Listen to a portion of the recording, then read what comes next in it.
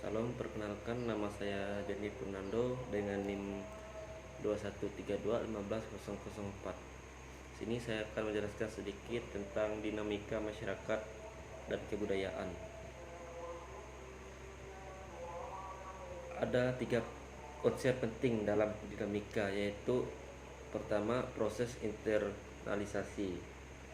Internalisasi ini adalah individu belajar yang menanamkan dalam beberapa kepribadiannya segala perasaan, hasrat, nafsu, serta emosi yang diperlukan sepanjang hidupnya.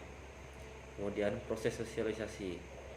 Proses sosialisasi ini adalah individu belajar pola-pola tindakan dalam interaksi dengan individu lain di sekelilingnya yang menduduki beragam peranan sosial yang ada.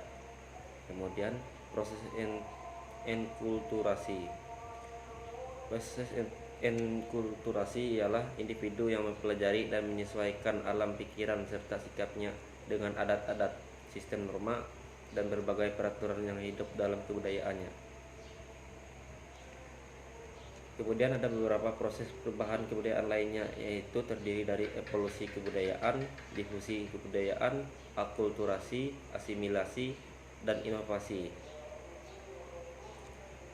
Faktor-faktor yang menyebabkan terjadinya perubahan di masyarakat yaitu terdiri dari 7 faktor. Yang pertama, bertambah atau berkurangnya penduduk. Kemudian yang kedua, penemuan-penemuan baru. Yang ketiga, terjadinya konflik. Yang keempat, terjadinya pemberontakan dalam masyarakat. Yang kelima, lingkungan alam atau fisik yang ada di sekitar manusia. Yang keenam, peperangan. Dan yang terakhir, pengaruh kebudayaan masyarakat lainnya. Kemudian berbagai faktor yang mempengaruhi jalannya proses perubahan, yaitu terdiri dari yang pertama, kontak dengan kebudayaan lain melalui difusi.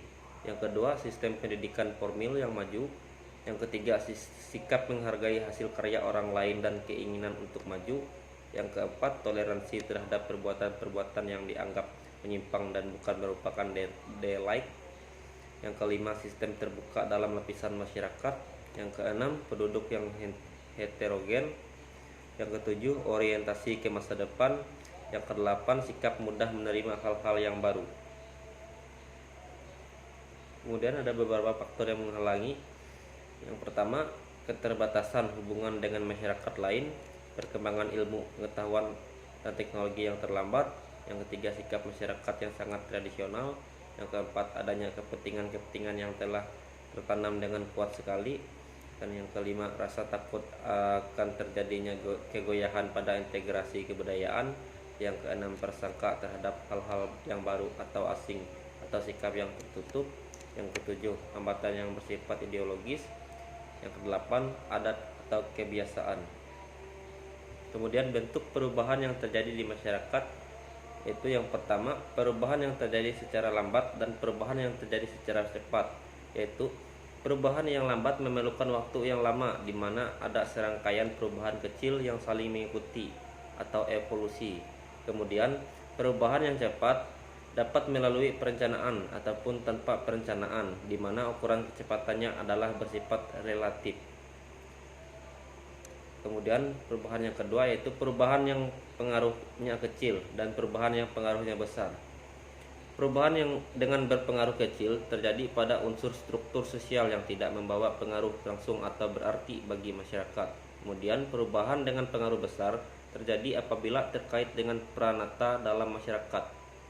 Yang ketiga, perubahan yang dikehendaki atau direncanakan dan perubahan yang tidak dikehendaki atau tidak direncanakan. Ya, sekian dari saya untuk penjelasan sedikit tentang dinamika masyarakat dan kebudayaan. Sekian dan terima kasih.